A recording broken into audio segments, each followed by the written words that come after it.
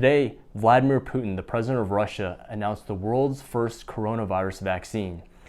This is at a time when the viral death toll is at 740,000 worldwide cases and over 20 million overall cases to date. Putin says it works, quote, effectively enough, and that one of his daughters has taken the vaccine. Gamaleya Research Institute, which is a part of Russia's Ministry of Health, has been developing this vaccine since their phase 1 trial in June. Let me break down clinical trials and explain them. Before we even have clinical trials, we have animal studies. Then we have the clinical trials. Phase 1 tests the safety in tens of healthy people. Phase 2 tests the safety in tens to hundreds of maybe not so healthy people. Then phase 3, instead of looking at safety, we're looking at whether or not the vaccine actually works. And we test this in thousands of people. While they're doing this, some side effects will generally start to pop up that they didn't catch in the first and second phases. This Russian vaccine has not been tested in phase 3 yet. Russia's Minister of Health said the country will begin mass vaccination campaign in fall, starting with teachers and medical workers. Per the World Health Organization vaccine tracker, it doesn't look like this vaccine has any records of phase 2, much less a phase 3. So you might be wondering, why are clinical trials important? For two reasons: for safety and efficacy, and we'll explain what both of those mean. First, for safety, there are a lot of movies about the zombie apocalypse happening with a vaccine gone bad. While this most likely won't be the case, a real-world scenario was thalidomide.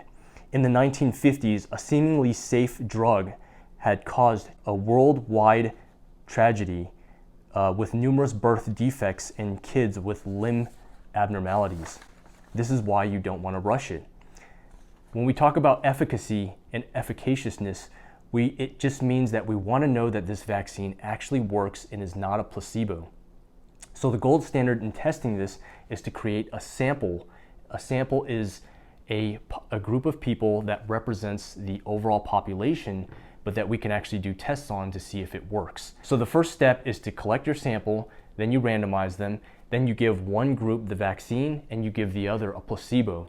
A placebo just means something that may look like the vaccine but isn't. So maybe they inject them with saline or something like that. Now the question you might wonder is, why does this take so long? Because you can't ethically conduct a study where you just inject the two groups with COVID and then see who survives. For the people that didn't survive, this is called murder. The only way to ethically conduct a study like this is to, after you inject the placebo and the vaccine, to let them live their lives. Then 3 months later, they come back and report whether or not there was a meaningful difference in the amount of people that got COVID and that didn't, and the ones that survived and the ones that didn't. If there is a meaningful difference, then you can safely conclude that this vaccine worked. But all of this takes time, because first you have to recruit the sample, then you have to administer the vaccine, the placebo, then you have to wait the 3 months, then actually make sure that they do report back. Then you have to do the statistical math to make sure that there was a meaningful difference. Then you have to have that information peer reviewed, meaning have another group of experts come and analyze the data and make sure that it is sound. Then you have to manufacture the vaccine on a large scale. Then you have to get it to where it needs to go. Then you have to administer it.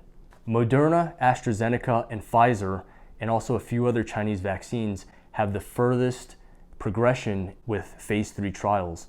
My opinion to all of this is that the Russian vaccine has a possibility of working, but knowing what happened with thalidomide, would you want to take it? I think that the vaccine will realistically take at least first quarter of 2021 to actually get it through all the steps that we discussed and to be administered to the public at the earliest.